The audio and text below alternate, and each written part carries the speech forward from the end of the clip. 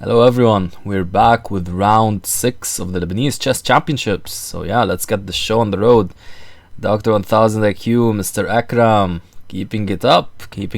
He won round 6 against Tariq. So let's see how that game went. So starts off with the Reti, and yeah, Tariq chooses a bit of a quieter and more solid approach. And now b3, Akram going for the proper Reti, finketoing his DSB as well as his LSP. And here he goes for bishop g2.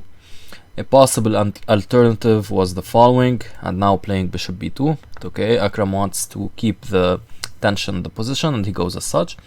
Now you can try to morph into this reverse Benoni kind of thing, reverse modern Benoni. The modern Benoni, of course. We took a look at that in the previous round. If you guys want to check that out. It was the game, actually, if I can show you here, it was the game Saïr against Mahmoud Abdelaziz. So yeah, okay, so e3, knight c6, and this would be a way to enter this reverse kind of thing. But he goes knight c6, which is of course still fine. e3, and now again d4 is an idea, but he goes bishop d6. I like playing d4 more because it's like you're entering the modern Benoni. I get that white has an extra tempo. But still, I like it's very incisive play, let's say, against the Reti. Also, you don't give white the slow positional squeeze. You kind of just ask white, really, what are you doing here? And you try to put pressure on white. As was played by Antoine Assis against Mahmoud Abdelaziz, if you guys remember that game. Mahmoud just wanted to play a normal double finketo kind of Reti, and Antoine kept putting on pressure. Okay, so bishop b2, jostles and jostles, a5, knight c3, very normal moves. a5, of course, designed to play a4. Tariq likes his activity. Bishop d7, and now queen e2. Instead of queen e2, rook c1 seems like a better idea. The queen here is kind of misplaced because it kind of blocks off this square, and also, if you think about it, like the queen could perhaps even go to c2. Now, of course, you have to consider knight b4 and the ramifications of that, but maybe. And maybe queen b1 even. Well, okay, the point I'm trying to illustrate doesn't work with queen b1. But okay, and no, the queen can go to other places. So, rook c1 here is kind of necessary to be played. I mean, you're not going to keep this rook here. It's not going to be very useful on the a file. This knight is preventing any a4. The a4 is unlikely to occur even if knight b4, let's say, with the bishop being unleashed to prepare a4. We have ways to counteract that. We can just play d3 and then play a3, for example. I'm not really seeing the necessity of queen e2, so rook c1 seems more prudent. But okay, queen e2, bishop e7. A bit of a strange move, to be honest. I guess earlier on he should have played bishop d6, bishop e7 at the start of the game, instead of going this bishop d6, bishop e7. But okay, he understands that the bishop really doesn't belong on the square on d6, where it prevents the communication of the queen with the square. Well, of course, this bishop is preventing this communication as well, but this bishop is adding to the lack of communication problems, and really it's biting on granite. So yeah, he fixes its position. Okay, and now rook fc1 was another option, also rook ac1, but instead Dr. 1000 IQ goes for rook fd1. Okay, d4 finally is played. Would have liked it in the opening, but here it's fine. And yeah, this kind of position now, yeah, okay, actually I won't speak about it just yet. Actually here knight b5 was possible, really adding pressure to this pawn. And weird things are happening with the light bulb over here. Yeah, I'm not going to re-record this. I guess the light, yeah, one of the light bulbs just burnt out. Ooh, now it's even darker. Cool. Okay, anyway, so knight b5 here takes, queen b6. And this position should be slightly better for white due to the bishop pair. The x's are alive. So yeah, said he goes knight e4, and after the very accurate bishop c6, black is basically slightly better. We'll go forward a bit. Not much analysis about these moves because they basically all make sense. Queen e4 attacking c6, it's defended. Bishop c5 attacking d4, that's defended. The rook adds pressure. a3 preparing b4, getting a passed pawn on the queen side. And now rook ac1. Instead, I guess he wanted to, after rook ac1, x-ray the defense of this bishop, but instead I much prefer rook ab1, which would prepare pushing. Okay, rook ac1, bishop g7 getting out of the way to prepare a5. Okay, and now the pawn is pushed. Yeah, now we see the point of rook fc1. It's to protect the bishop, but it wasn't really necessary as such. So f5 now, queen d3, e4, queen b3. Okay, very logical. Yeah, doing this kind of an X-ray, yeah. And now f4, beautifully placed pawns, huh? And it's very dangerous, this this attack perhaps. But here actually, instead of just attacking, queen e5 was warranted. The reason to play queen e5, first of all, you kind of prepare some of this stuff, and also queen e5 gets out of the line of fire of this rook, and gets out of the line of fire of this pawn push. So overall, it's a pretty great move. Okay, he plays f4, b6, and now queen e5. Instead of queen e5, actually, queen d7 was a possibility. Now, without getting into too many details, because the analysis is quite long here, basically this is a better square, because on e5 you run into tactical issues, as will be showcased in the game. Okay, it's difficult though. This is not a very calculation driven kind of decision. It's just an intuitive type of decision. Okay, queen b7 instead would run into this. Yes, you can take safely here. You're not really concerned about king safety. Queen f7 counteracting, but now rook b1, and yeah, this pawn is going to promote, as happened in the game. Okay, so queen e5, b7, and now f3. Scary over here, right? It's getting scary, watch out. Okay, but actually black is not in time. So he plays h3 to prevent this, be able to meet it with king h2. Goes queen b8, blockading. And yeah, that's basically the final mistake of the game. After this, Dr. 1000 IQ cleans up. a4 should have been played. The point is, after you move here, you can take this guy. And after I promote, and this kind of thing happens. Yeah, here the position is highly unclear. And probably white should still, I don't know about win, but he should be better. But yeah, it's unclear. So a4 was a way to kind of just confuse matters. Okay, but he played queen b8, and now let's just watch Dr. 1000 IQ's technique. Yep, and we'll go slowly because these tactics are quite interesting. So he plays this to be able to take when promoting, moves out of the way, and now this threatens check, threatens taking, followed by this, which would promote. But yeah, he's able to take the queen, and this happens, check, but now he has the brilliant king h2. Remember that promoting I can just take, thank you very much.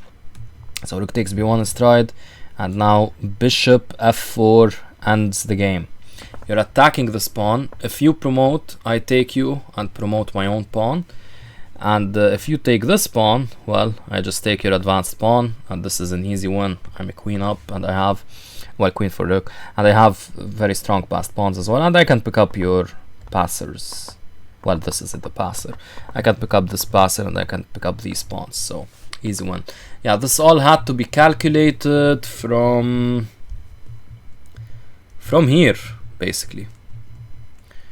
Yeah, and he found all of this, so that's pretty impressive. But Tariq had the option to play a4 here, but I mean a4 here, but instead he played it a move later. So it's important to get this kind of timing right, guys, huh? So yeah, okay, So big win by Dr. 1000 IQ, aka Akram. And now another big win by one of the youngsters, Samer against Mahmoud Abdelaziz. Let's see how that game transpired. So we get a normal V Kato, and actually it stops becoming normal. I guess the light is turning back on. Awesome. Yeah, so it stops being this is the going to be after this the Bodvinic setup of the English. You just play your pawns as such, you Finketo your bish, and you get these pawns as such.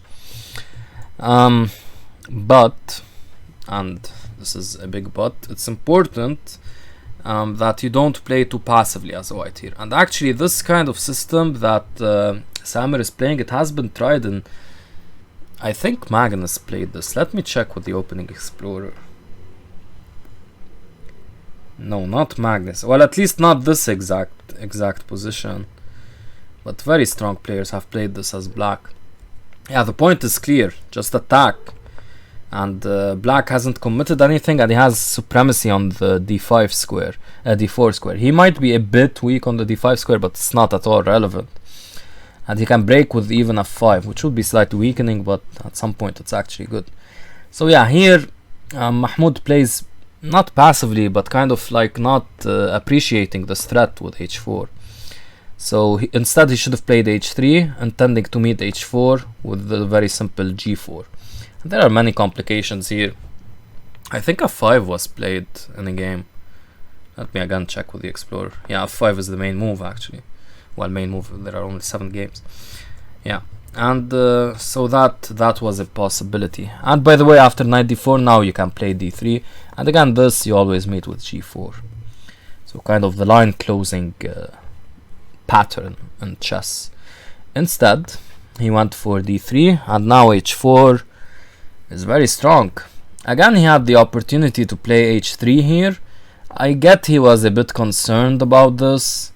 And I would be, but it's better than what happened in the game, because after bishop e3, now this is basically not game over, but it's pretty bad after the forcing sequence. h3, bishop f3, takes, and now this, and now a6, not caring about knight b takes d4 because of queen f6, followed by c5, and you pick up this bishop, or you pick up d2, b2. This is just tactically winning for black. If you want, check the lines out on your own if you have any questions here. Yeah, just so the point is made, like this bishop, no one is protecting it, and this knight, if it moves, the bishop would just get lost. And the bishop has no retreating square. It can't go back here, it can't go here, it can't go here. Okay, so instead knight a3 has to be played, and now you can see the clear strength of black. He has a very advanced pawn here. This bishop has no squares. It's basically trapped, I guess you could say. This pawn is quite strong. I guess knight c2 at some point, and that does become an option in the game, and it's not played. That is an option. But yeah, that's not a big issue for black. He can always play c5. So yeah, black calls all of the shots. And don't forget the bishop pair. And this bishop is nice. This bishop has some scope. So yeah, pretty good position for black. He plays knight e7. Castles, necessary I guess. And now instead of knight c6, which is the logical follow-up to knight e7, there was this g5 idea, just going for g4. The point of g4, you have to go to h1. I guess you're not so concerned with white about this, but after g4, f5 might even come. Like, okay, you think to yourself, after g5, so castles, g5, you think to yourself, okay, I'll go to h1, and if g4 happens, I'll go to h1, okay, I'm not concerned, I can play f3. But if f5 hits, the king side will start opening up. And black can castle, okay, he needs some time to castle queenside, but you're not really going to attack black. And he can use his rook and queen and stuff like that and get a nice attack going. So g5 was better, but not easy for a human to play. Anyway, knight c6. And now again, this option I talked about of playing knight c2 here was prudent, therefore kind of blocking in this knight. So these two knights are attacking this pawn, and these two pieces are defending. So it's kind of a staring contest at that point. Whoa. Yeah, you know the result of the game anyway, but yeah. Okay. Maybe you guys, if you'd like, I can not show the result of the game. You guys want? I don't think it's that big of a deal, but okay, if you guys want. Talk to me in the comments. Anyway, so he played knight f4 instead of knight c2, and now knight e5. Now the knight is free to move, as compared to the line with knight c2, where you kind of make the knight stuck defending that pawn. Bishop goes back to h1, and now again this idea of the h5. The point after knight h5, bishop h6, and you're going for this craziness. Okay, plays it. He goes f5 at some point. He goes for this anyway, but yeah, a bit delayed. So bishop g4, f3, and now he gets the knight to c2, and he's attacking d4. But yeah, you can easily defend d4 whenever you want. And now instead of queen d2, he had the option of playing the crazy f4. You don't want to open up your king, but if your knight is able to make use of this square, that's a really good thing. Instead, he kept it a bit passive with queen d2. And now bishop h6 hits. And now, of course, you can't play f4. Well, you can, I guess, but it's not really good anymore because of the bishop. a4 here was an idea to not only discouraging queenside castling is not such a big issue, but also to block b5. So, well, it doesn't really block b5 anyway, but it gives it less. It makes it less powerful. Instead, he played rook a e1, and this is too passive. Rook g8, a3. He's trying for counterplay, but now b5 hits with oomph. And after b3, queen f6, and black is just having fun. Here he should have tried g4 to at least close some things and get maybe this blockading square on f5. And if that's taken by Mr. Bish, at least you can take back. And maybe at some point sacrificing like this will let your bishop out, or at least you have the e4 square. So that was better. Instead he goes for rook f2, which is kind of passive. And now takes and rook b8. Rook e f1, making use of the only open file, by the way. Rook e f1, just okay. I don't think he's going to play f4 in time soon, so just kind of marking time here. So rook b2 happens, and now rook c1. Yeah, again g4 here was called for, but doesn't make much of a difference. White is completely lost, so he just has to defend. And yeah, there's nothing wrong with the black technique here, but perhaps this can become an idea to kind of just give white less counterplay. Anyway, it doesn't really matter much. This is fine. He wins a piece cold. Actually, doesn't win a piece, but he wins a pawn and gets a dangerous one as well. Yeah, gets a dangerous pawn, basically the one pawn. So this is played, all of this, and now he kind of let white back in the game with this queen d4 thing. And to be honest, the conversion was a bit questionable here by Samer. So instead of yeah, he went for queen takes b2, picking up the knight, but instead he could have been more accurate by playing knight d5 check. The point is you'll get queen takes b2 here, and after this kind of maneuver, you're completely winning. You have this check, which would threaten checkmate. Let's go through this more slowly. So you play check, the king has to move back.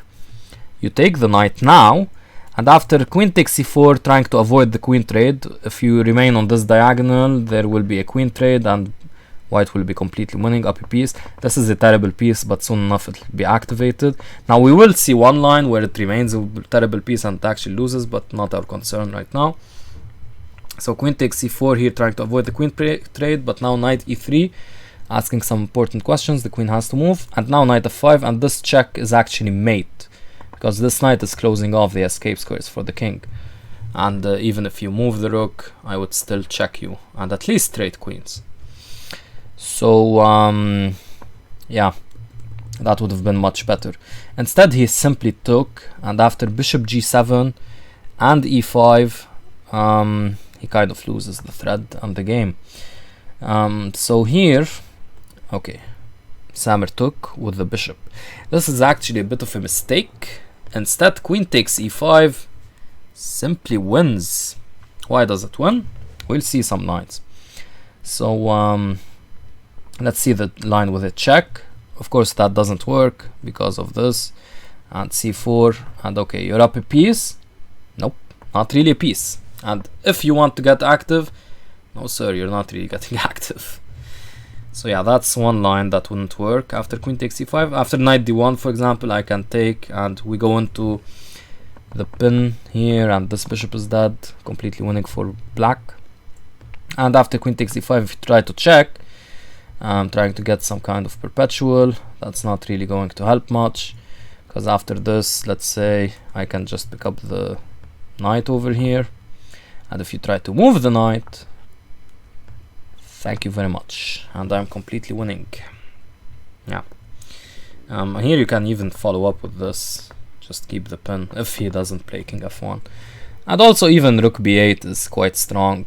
You don't even have to play bishop d4, because this you meet with a tactic very similar to the game. Now you can probably play this. Was there anything stronger here? Let me check with the engine briefly, just so that I'm giving you the proper analysis. Yeah, it's bishop d4. Oh, and after this, not d2. d2 is a bit inaccurate, maybe at low depths. Go c4. Okay, yeah, anything wins. Okay, instead he played bishop takes e5, and now Mahmoud finds a great sequence. He plays this, takes, and now this check, very important. And now this, suddenly Mahmoud's pieces just get to life. f4 is very important because it attacks dark squares and gets this bishop to life. So yeah, that was a nice sequence. So the f7 pawn is defended, and now he plays knight e4 check. More accurate would have been knight d1, just protecting the rook, trying to get out of the way at some point. This cannot happen because of this, of course. Okay, so he plays knight e4 check, king g6, and now queen d7. Okay, I'll show you guys the game continuation, and then you'll understand why queen d7 is basically the losing move. So queen d7, queen a1 check. This is all forced. If you have any questions like this, for example, easy peasy, right? Yeah, so knight f2, takes, all forced, by the way. You can't take. And now Samer would have been winning. Well, again, I'll show you the continuation, and you'll see why. Queen d4 check was played, king f3, queen e3 check, king g4, and now king h6 check. Not quite as accurate. Okay, so let me go back to one thing now that we can speak about it. So we played queen d7 here, right? Instead, queen e7 would have been winning for white. Well, let's go on with the same tactic that went on in the game. Check, you defend, check, you defend, and now takes, queen d4, king f3. Have you noticed something? Queen e3 check is no longer available, and here white is simply up a piece. It's just that these pawns won't be promoting. The queen is also very active over here.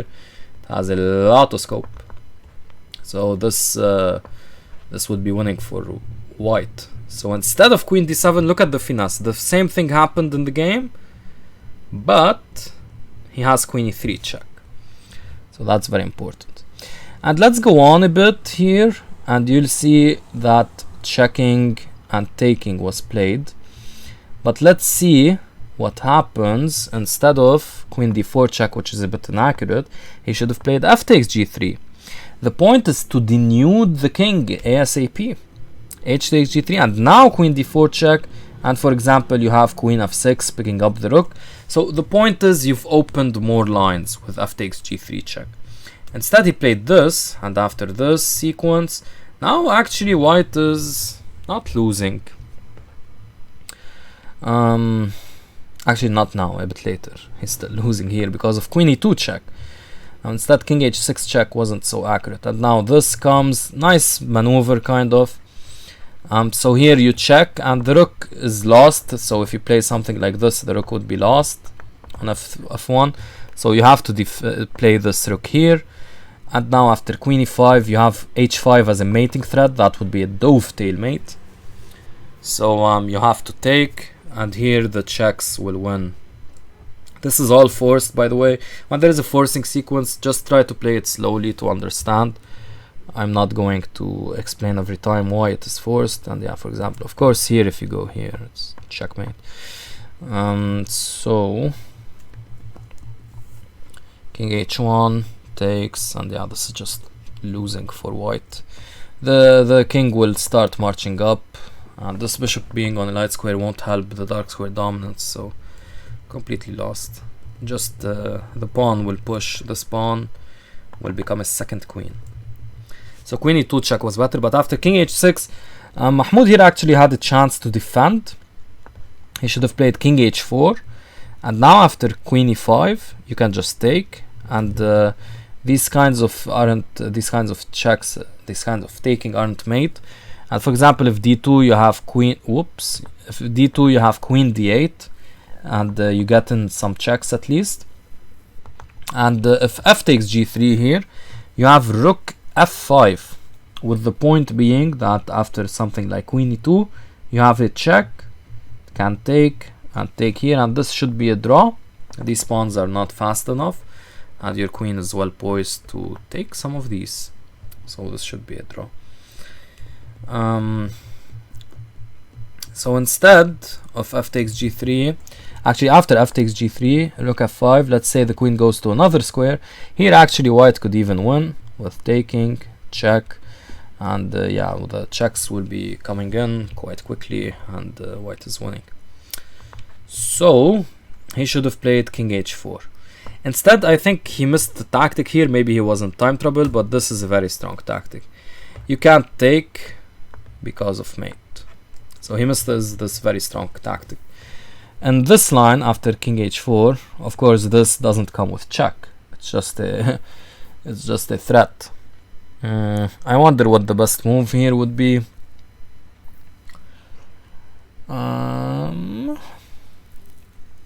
Yeah, okay, let's leave it up to you. It's not necessary for us to know, and I'm just asking myself now, comparing the lines. Okay, I'm not going to waste time with thinking about it. This is an analysis video. Okay, so rook takes g3, and now king h4 had to be played, and this is just lost. It's impossible to prevent all of these mate threats, so he sacrifices like this, and yeah, this is just gone. Nice way to finish it off. Nice way to finish it off. And Shakalini Shlamba. So nice, very nice. Topsy-turvy game again. Okay, the Najjar against Sayer game.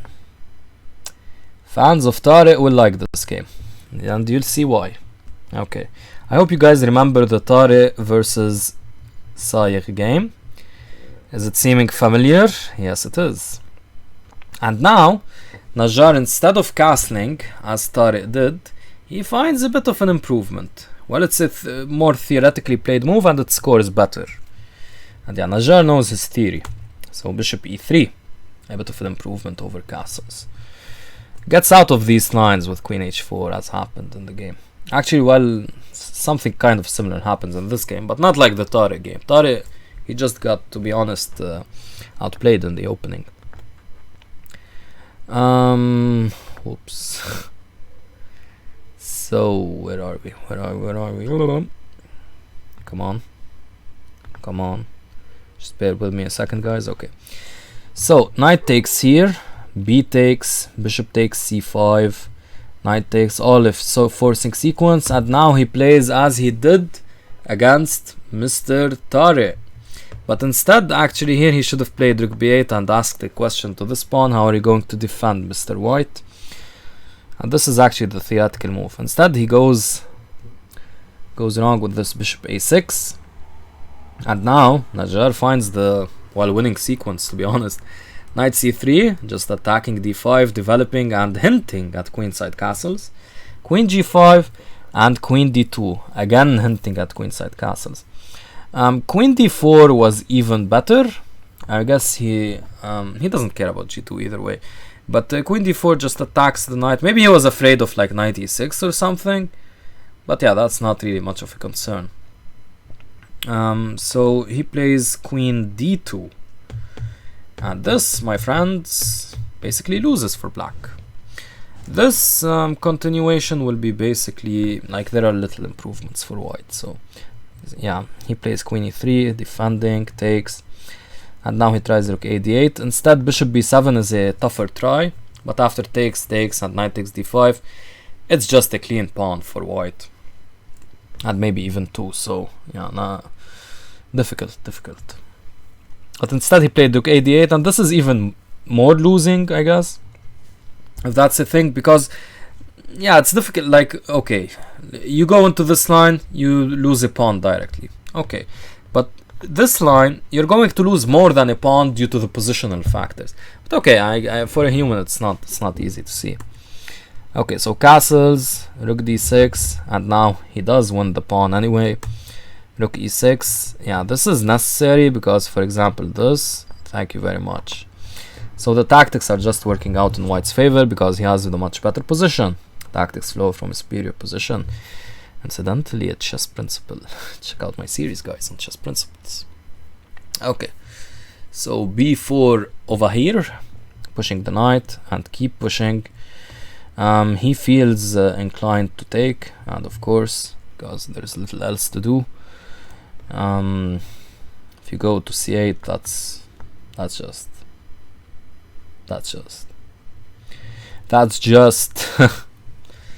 yeah, I guess here what would be the best move? Is knight takes c7 the best move? Yeah, so it gives knight takes c7. Okay, so he felt inclined to take, and maybe because he saw c6, but actually c6 doesn't work here because of simply bishop takes, and if rook takes, again we have this check, and if knight f2 thinking you're forking me, well, we don't care. Takes, and white is winning here because of the two minor pieces, and again this isn't possible because of this. So he went knight f2 anyway without c6, and now taking, rook goes here, and yeah, well, Najjar's technique is just flawless, so let's just look at it. Let's look and see. So he has two minor pieces against a pawn, but now it's an extra pawn, and he has actually two passed pawns, and yeah, the technique is perfect. Just stops, he stops black from infiltrating on this file and stops him from infiltrating here by putting his pieces as blockaders. Very nice technique, huh? So here he puts the piece as a blockader, and here he puts the other piece as a blockader. And yeah, he just pushes the pawn. Easy peasy, and now this is nice as well. He calculates this sequence. Doesn't care.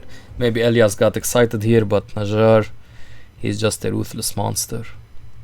And the pawn promotes. So improvements for black can be basically found in the opening. After that, Najjar, he just crushed. And actually, when we'll go to the engine part of the engine analysis, the graphs of this video at the end of the video, you'll see the crush by Najjar. Okay, let's go on. Okay, actually this is a bit of a complicated game, so let's go to the Eid Masarani game. Yeah, so this is a bit of a nice discussion in the modern defense. So yeah, just a normal modern, and he's going for this stuff. d4 would transpose back to a Pirtz Austrian attack. The way to get there is usually after d6, and now you get into the Pirtz. Same kind of thing almost here, but different move order. And now you can play d4. Instead he played bishop c4, which is a bit of a weak move. Actually, exactly due to what black played. Masarani played some really nice theory over here. Played c6, preparing b5, castles, and now b5. Bishop b3, b4, and now e5 is basically forced because you will lose this pawn otherwise. So it's all forced, all a forced sequence, and in this position black is simply better. white has the isolate, not the isolate, but I mean he has the doubled pawns over here. Okay, these usually aren't such an issue, but connected with this bishop, guys, I have to say, not only from my experience but something a bit theoretical, this pawn structure against this bishop, it's a bit annoying to face. It's a bit bad because there will be c5 eventually, which will break apart the pawn structure, and this bishop just has too much life on this diagonal. So yeah, quite a bad position, to be honest, for white. He could have played queen e1 though, followed by queen g3 and start the kingside attack, perhaps connected with f5. But he still went for d4, and yeah, again, I don't like this stuff because c5 will be coming. You might think, okay, if he takes, I'll get rid of my doubled pawns, but after you take back, he gets knight c6, for example, he gets bishop g4, you're probably going to lose d4, and if you play c3, you're going to be met by pressure on the c file, and yeah, not good. So he plays bishop f5. Instead here e6, just blunting this bishop and then following up with all the ideas we mentioned, for example with c5, also blunting this bishop's access to d5. So after c5 there was bishop d5, but now after e6 there's no longer this possibility. So that was a better idea, but instead he goes bishop f5, and now he plays h3, Wissam, nice move, preparing g4 perhaps, a5, a4, just counteracting, but here more prudent was bishop c4, intending to just relocate and try to trade off some pieces. Or actually, to be honest, playing bishop d3, while it will create a novel kind of pawn structure and perhaps be interesting to be able to get in the f5 break, but maybe you can play g4 to get in the f5 break and remove the bishop at least. And yeah, of course this is bishop d3, I'm just talking positionally here, but bishop d3 is an undesirable trade because after taking we'll be left with this bad bishop, which would have these pawns here. It's a bad bishop because the pawns in the center, or at least this pawn in the center, is on the dark square, same color, while this bishop is a much stronger piece.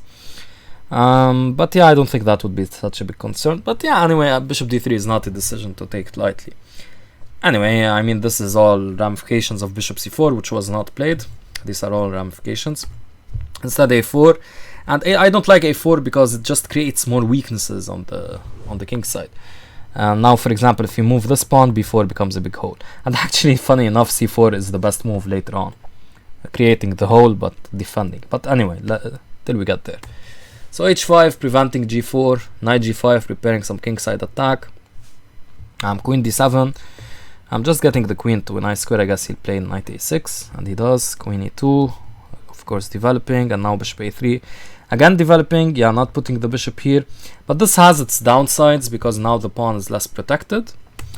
So knight c7, rerouting the knight. Perhaps you want to go here to get a nice square. So that is actually played. And now queen f3, improving the queen's position. Perhaps hinting at g4. It's not going to be possible anytime soon, but perhaps. And also preparing knight e4. Okay, rook a, b8. And now he plays knight e4. Unfortunate, this is a tactical blunder. Instead, c4 should have been played. Yeah, now knight e4, and watch the tactic. Chinga. Okay, sorry guys, so just forgot to include the variation. So why was rook takes b3 played? Well, knight takes c3 would be met by queen takes g6 check. So Masarani is quite accurate with this rook takes b3, takes, and now yeah, the game basically ends. He wins the pawn, and white's position is in dire straits. Dire straits. So rook b8, and now queen d3. The last chance to defend was rook d3, maintaining control over both squares. Instead, queen d3 runs into queen e6, which is the winning tactic basically. And the reason here is that after, let's say, rook b1, which is what was played, now queen d5, and too many threats. If you play bishop b2, thank you very much. So yeah, here the game effectively ends. So let's take a look at how it ended. Yeah, actually, it ends in a really cool way. So yeah, here, after queen c3, white resigned. He could have at least gotten a queen and asked Mahmoud to finish the game, but of course Mahmoud knows how to finish here. It's just the forcing series of checks. Yeah, all of this is forced basically, and this is checkmate. So a cute way to finish the game. Okay, now to Mr. Salman. So yeah, as you can see here, there weren't many improvements. Again, one of these crazy Aziz victories. So we get the semi-Tarash. Yeah, I wouldn't expect to see it here, especially by Antoine, since it's a very kind of quiet and drawish opening. Bishop takes d2 check, queen takes castles is the main line. Instead he goes for this, I think this is called the San Sebastian variation. And yeah, actually Mr. Salman plays almost perfect theory here. Perfect theory. And yeah, this kind of variation just gets the king out too quickly, so not so optimish. And yeah, he plays rook c3. There are of course many considerations here, like for example here you can play, I think there were 2 games here with rook b4 in the Bleachers database. Yeah, so you can do that, but it doesn't really make much of a difference. Here a3 was played, rook a3, perhaps adding more pressure since it attacks the knight and adds pressure to this guy. Yeah, not really much use in debating these. Well, here there is some use because it might be the difference between a win and a draw for white, but anyway, we're not really interested in that big of a discussion over here. For example, here rook c6 is a way to get some pressure on the pawn. So for example, if the knight moves and the pawn moves, at least you can take. And not really relevant. King e3 is a fine move as well. f6, h4, getting kingside space, king f7. Again here, for example, you can play g4 to get even more kingside space, but his decision to play rook c2 is okay as well. King e7, rook c3. What I don't like here is that he's kind of marking time and he's not really playing with a plan. And this was Salman's downfall in this game. Aziz kept playing with a plan, while Salman, for example, he wasted some time here. So rook d7, and now he could have played rook c8, intending to meet this with this. After you come here, I go here. But this will basically be a draw. Yeah. I think after these rook kind of excursions, I think white is fine with a draw, and yeah, he already wasted time, so why not? Instead he played rook c4, and now after rook c7, king d3, and you know, he's just been moving the rook for the past few moves, so that's not a good idea. Antoine here keeps going with b5 and rook c3. Of course, taking is not such a good idea. You just go into knight hand game where your opponent potentially has the outside passed pawn. What I mean is that after takes, black will perhaps be able to get this passed pawn, and in end games getting this outside passed pawn means that white is able to contain, white has difficulty in containing this pawn because it's so far on the board. Yeah, the board is that way. 1000 IQ move. 10,000 IQ. Okay, rook c3, king d6, and now g3. Now actually attacking the pawn, moving the rook again was more warranted, but g3 fine. Knight b8, e5 check. Okay, knight b8 is remaneuvering, but I can't be convinced it's the best move. It's a nice remaneuvering move though, but anyway. And check here, king d7, and now he plays knight d2. A bit slow, instead again attacking this way. After a6, a4, making use of this knight pin, being pinned. Rook b7, you can still play knight d2, because again now this rook becomes pinned instead of the knight. So that was an option, but instead knight d2, which is a bit not so accurate. Okay, still fine though actually. f5 and king d3. Yeah, king d3 just seems again like a way to mark time. White has to do something, right? Like knight b3 is a way to check, for example, attack e6, maybe attack a6 if that's a problem, something. Instead he marks time with king d3, kind of. King d3, the king d3 isn't really a marking time move, but it's a bit of a waste of time. So king c6 he plays. Look at Antoine trying to penetrate into the position. And now again, knight b3. You go knight d7 blocking knight c5. Well, I can check you and go back. And black has little ways to improve. If a5, for example, trying to go for this, king c3, and you're blocking. And yeah, whenever this knight moves, you go knight c5 and attack the pawn. So you attack this kind of weak pawn. So yeah. Instead, he goes for knight f1. Too slow, too passive. Yeah, knight b3 is just much better. Knight b1, I get he wants to remaneuver as he did in the game, but it's just too slow and yeah, passive.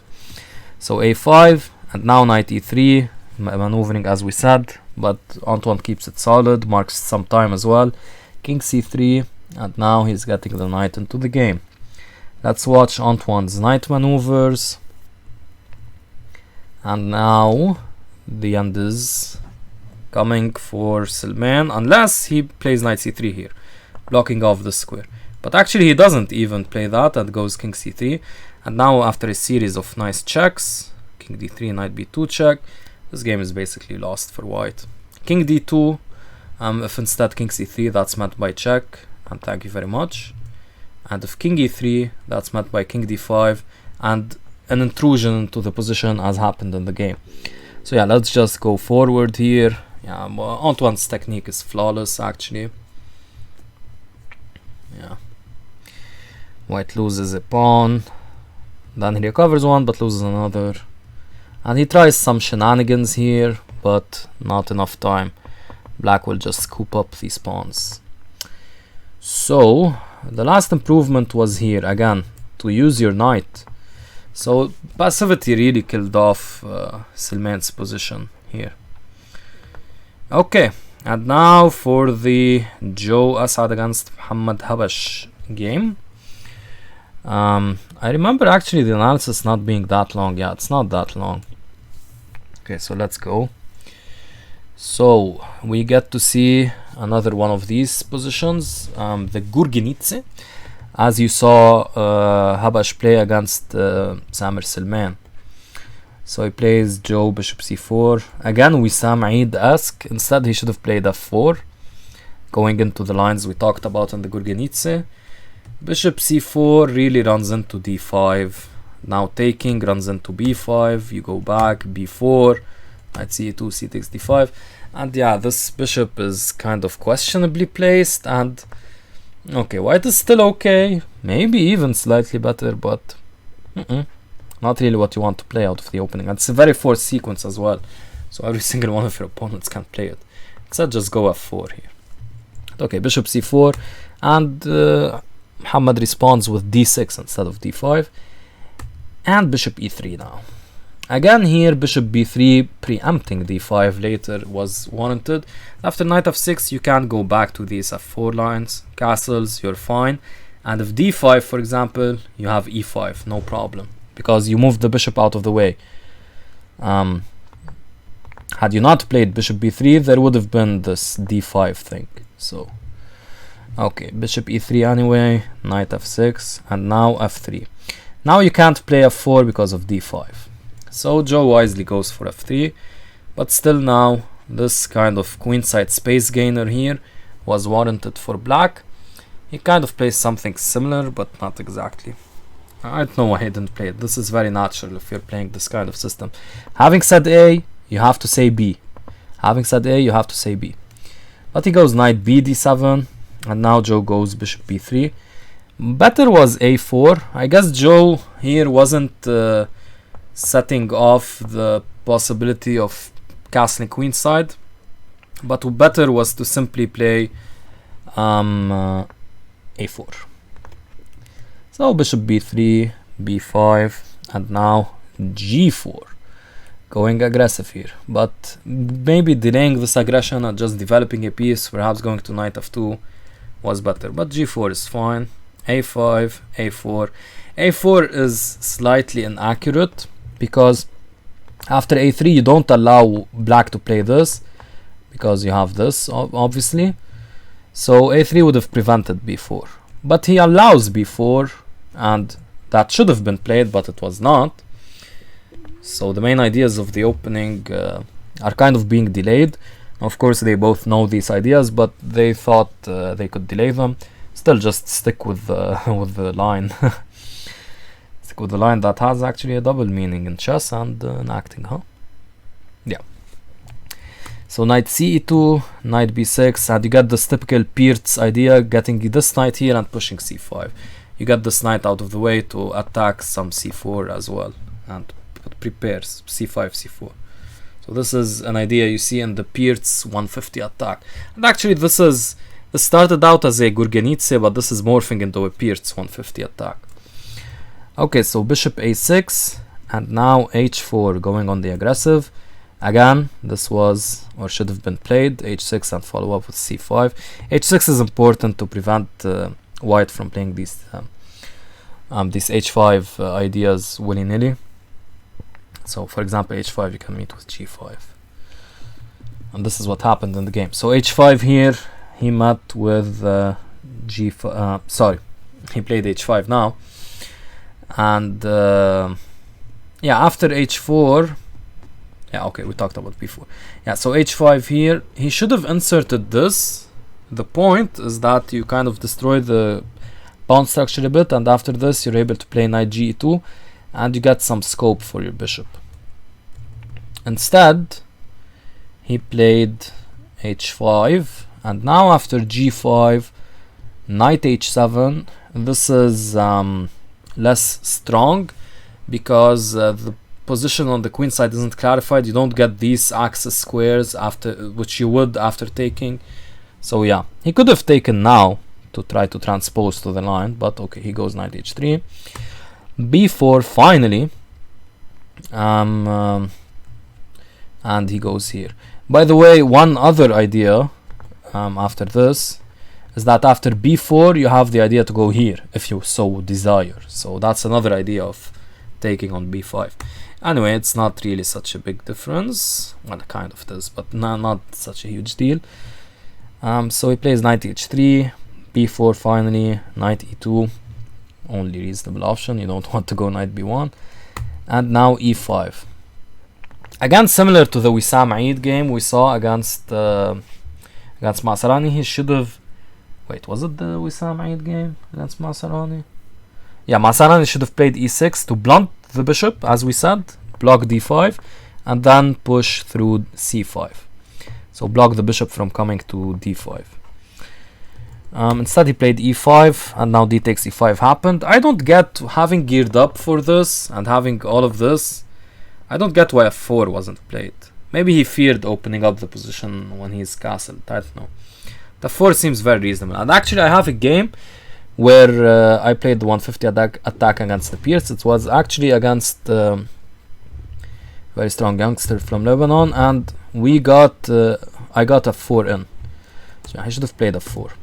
But anyway, he took, takes, and now he should have played a 4 again, meeting knight g4 with bishop d4. Instead he castles, which is fine, but yeah, 4 is more incisive.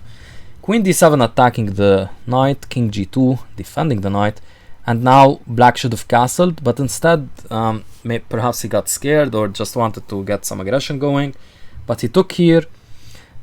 He played knight c4 and takes, and now rook b1. And to be honest, Blight yeah, Blight. Yeah, white has a chance to be better here, or maybe even is better, because not just because of this knight, but this kind of structure on the king side. Yeah, it's coming in quickly. He tries c5, blocking bishop d4, no longer possible. Now b3, bishop a6, and rook f2. Knight hf4 taking control of d5 was again better. He's just not liking the f4 square, Joe. So rook f2, okay, he wants to prepare knight g3 though. Castles, knight hf4 finally. Perhaps adding pressure, it's adding pressure, but perhaps hinting at some sacrifices at some point, and knight d5 obviously. Rook a e8, and now the bishop takes, bishop e5, making use of the pin. So rook a8 I think was just a blunder. I guess he didn't notice bishop takes c5. I'm not completely sure. Took a8, bishop takes c5, and now bishop e5. And bishop e3 was a better option, just to retreat, but instead he plays bishop d4. And now bishop c8, relocating. Okay, I got bishop d4, it's blocking off this diagonal, but bishop e3, you get the knight here. So the point of bishop e3, you leave the square open for a potential knight jump. Anyway, bishop d4, and now bishop takes e2 should have been tried.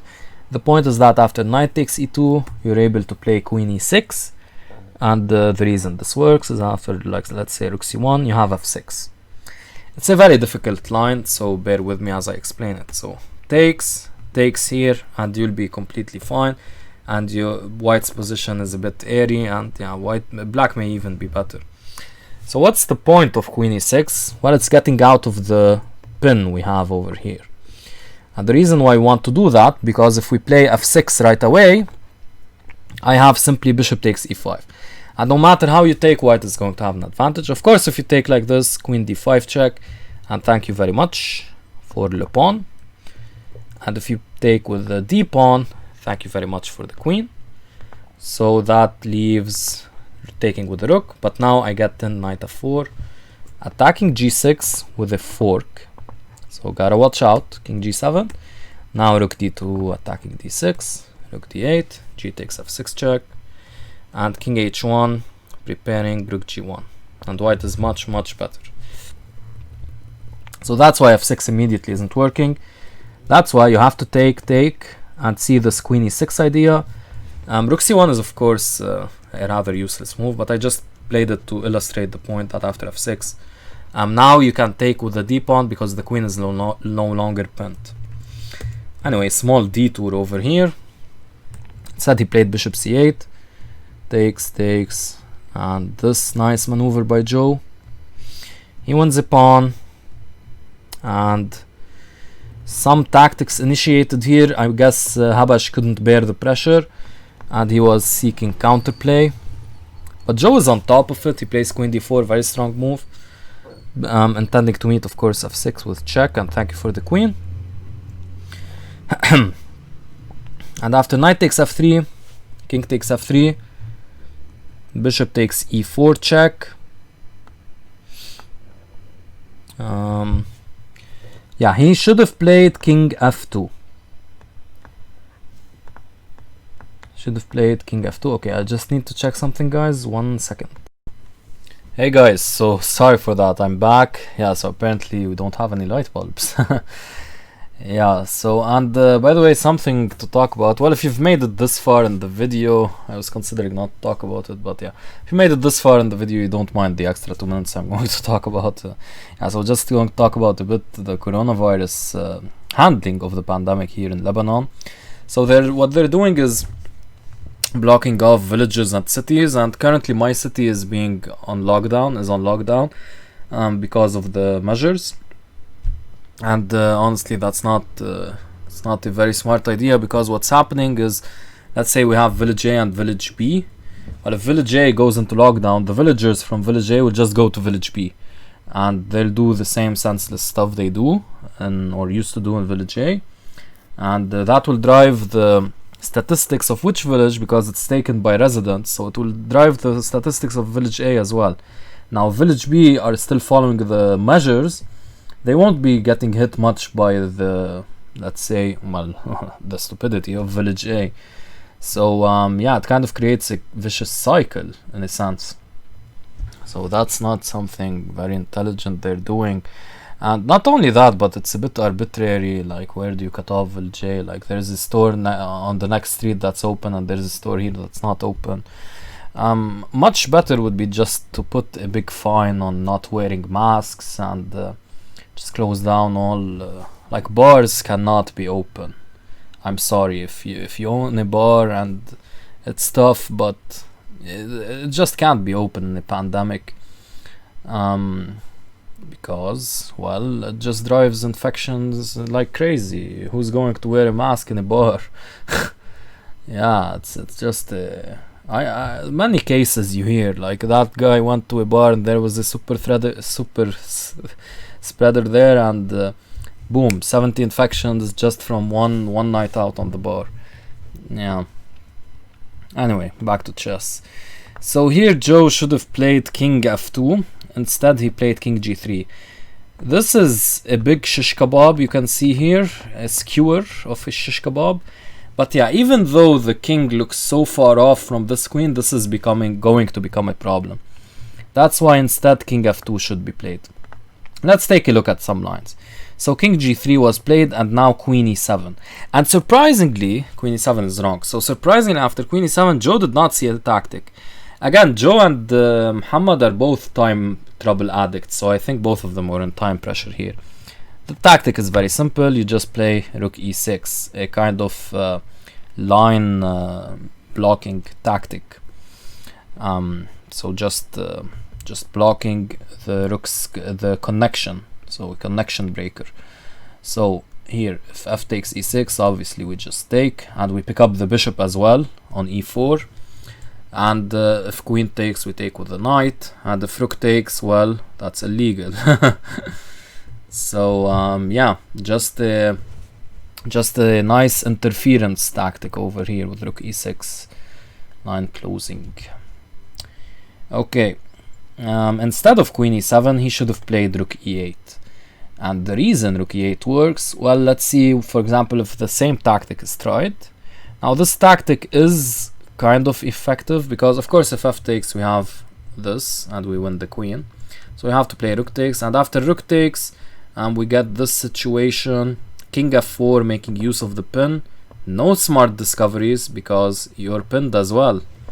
That's actually a funny rule in chess, right? If I take your king first, I win. Yeah, no kind of these stalemates. That would be a funny rule change. I've never... Has it been considered? I bet it has. But I haven't seen like an article by anyone prominent about it. In the Alpha Zero kind of variants they didn't try this. Where if you check the king and you yourself would get checked, like if you check the king and yeah, you yourself would get taken on the next move, so you could try to take the king, that would not be legal anymore. So here in this case, if you play king f4, rook d5 would actually win for black because you can't take here because they'd be able to take here, and it would be a draw. Or maybe even a win for black. No, that would be too much. Yeah, anyway. So takes, f takes here, and now king f4, bishop takes c2, taking the pawn, and rook b2 attacking, and now you're trying to win, but here comes the check. So yeah, just check here. That's the whole point. Of course, here if queen check occurs, we can just take here. Queen f5 is not an issue, and if queen f6, we can just take here. While in contrast now, after bishop takes and rook b2, queen f7, we can't take because queen f6 is lights out. So I'll just show you. Whoops, that's not queen f6. Mouse slipping, or trackpad slipping. Okay, so king g3, and now if queen f6, we have takes, and this is not a check, by the way, so I can just take here. And if you do try a check, I can just take. And besides, my queen is protected, so yeah. So if g5, h takes, g5 takes, and we go here, this position is similar to the game, and it should actually be a draw. And it's similar to what occurs in the game. So all of this to say that rook e8 is just fine. So the tactic here doesn't work. Instead, he went queen e7, and now the tactic does work. But in fact, Joe missed it and played check. Okay, and we'll follow up on the game. But yeah, now you notice why king g3 is the worst move. Better is king f2. And now with the same rook e8, now we can simply play rook e1 and follow up with knight g3. If knight e6 check here, this doesn't work as in the previous line, because here we have nothing. And the previous line we had king f4 pinning, but here nothing. We're just losing. Yes, but still king f2 is the better move because you have rook e1 and knight g3 coming, and you're completely safe. In the line we took a look at king f3, there was this problem of rook e8, and the presence of this queen on this file makes itself felt in the line we saw. Yeah, very complicated though. So knight e6 check was played, and yeah, king g8, and he took the rook. Okay, this should also be completely winning, but the other one was more winning, I guess. And here, knight f4. Yeah, so that's a much easier way to convert things, because, well, what are you going to do? Well, yeah, it's an easier way to convert this. Sorry, I didn't mention the primary thing. There is this rook f3 check, and knight f4 simply blocks rook f3 check. I was just thinking that perhaps I used harsh language here. I said Joe did not notice this tactic. Yeah, okay, he noticed this tactic, which is a bit inferior to the other, but still okay, yeah, winning. But the other one was easier. Anyway, okay. So queen takes e6 check, queen takes e6, rook takes e6, and now rook f3 check. So that's why he should have played knight f4. Then there's no longer rook f3 check, and this is just a rook up position. Super easy. Super easy. Instead, he allowed the rook here, and now if, for example, he has to play king g2, get into the line of fire and allow the tactic. If he plays king h2, that's just going to be a draw, which is what black wants, being down a rook. So you're just going to repeat here, and yeah, you're going to have to go back to g2 eventually. So you go to g2 immediately. He should have played this though to gain time on the clock, but okay. King g2, rook takes b3 check, and yeah, he's now it's a piece up, not a rook up, and unfortunately there are too few pawns, so this is probably a draw. But actually Joe really makes the draw much easier on Muhammad. So he goes rook e5, rook b2, and now knight d4, protecting, but okay, b3 is coming. Unfortunately you cannot take because of this, and now rook c5 would have been much better. The reason is that you're trying to trade less, or at least trade on your own terms. So for example, if he takes, you take like this, and rook b4 is no longer available. While here after knight takes b3, you trade this pawn, and this rook becomes really active after rook c4. In fact, rook c3 check would have been even better, forcing rook e3, and you don't trade, you play this, forking the two pawns, and if he has to go here, you go back here, and this is basically a forced draw. But okay, he played rook c4, which is also fine, but perhaps allowing some trickery with this and some of this, and maybe the a pawn will become dangerous. But yeah, this should also be a draw, but maybe more chances for white. Knight takes a5, this is just a draw offer, to be honest. Rook takes, and yeah, there's not much to do. This position is a fortresso, and actually in the end g5 is played, which I think is a notation error, because rook takes g5 would simply win the game. You move out of the way, thank you very much, this is winning, don't forget about this guy, he's going to help. And if you take, thank you very much, and I'm going to win. So yeah, this was probably a notation error. I think he didn't play g5, I think they just agreed to a draw here. There are no DGT boards, which is usually the reason that happens in professional games, but yeah, here that's what happened. Yeah, so pretty interesting round, huh? Actually, I thought it'd take less time to analyze, but no. Okay, so Akram, nice game against Mudallal. It got very complicated and Akram emerged on top, though Mudallal really equalized at some point or even got a better position. Samir against Abdulaziz. Samir was playing very well in the opening, middle game, but he allowed chances in the deep middle game, but then got back in the game thanks to a blunder. Najjar, complete crush from just a minor mistake in the opening from Saïg is all what Najjar needed. Crazy. Joe against Habaj, very topsy-turvy game, crazy. Though Joe had the better chances for a large part of it, but some kind of opening mishaps, not very accurate opening play from Joe at some points. Masarani against Wissam. Yeah, Masarani just misplayed this and allowed the tactic, and he did put up nice resistance though after he misplayed it. Wissam Aid, yeah. And Antoine against Muhammad, basically a drawish line. Actually here not playing the main line with bishop takes is a bit questionable. He went for the San Sebastian variation, which I really don't believe in. That just gives white a tremendous king activity in the end game. Yeah, I don't really get this line for black. Maybe he mixed up something. Yeah, so pretty nice crush by Antoine. Actually, Muhammad, he played really well, to be honest, but he just got a bit passive, and maybe in that draw first kind of attitude, which is wrong to have. Yeah, so that's it for this round. Let's take a look at the engine evaluation. The graphs.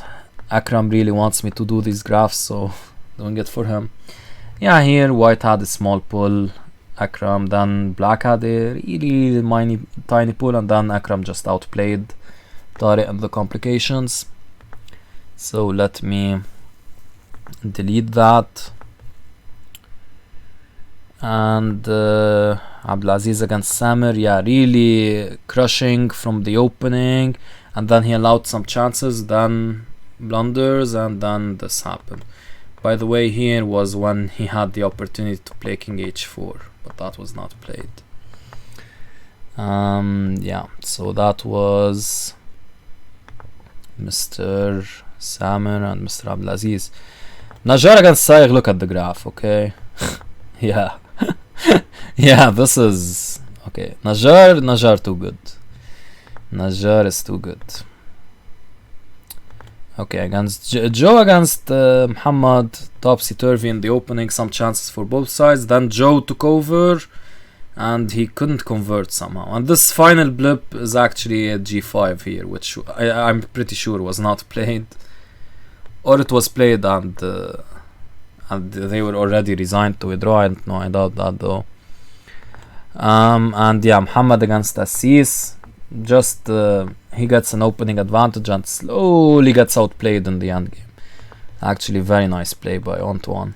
But yeah, I mean, Muhammad held on for so long. It's unfortunate for him to lose that.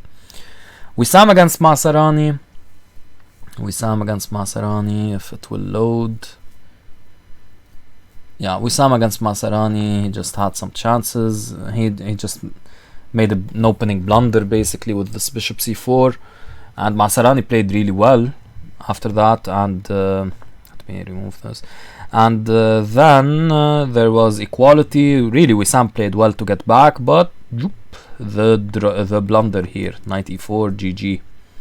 Difficult to see the tactic with rook takes b3, but yeah, of course Mahmoud will find it. So yeah, that's it for this round. You can check out the standings for round 6 in my round 5 video, because they're there. Somehow Chess Results doesn't allow you to look round by round for some reason. For this tournament at least. Round 7 was played, and we have the analysis here, but yeah, that's for another video. Yeah, so we have some nice games in round 7. You guys can guess as to the results of those. Assis against Akram, that will be a big one. Well, it was a big one, but yeah. So yeah, hope you got something out of this video, guys, and take care. Au revoir.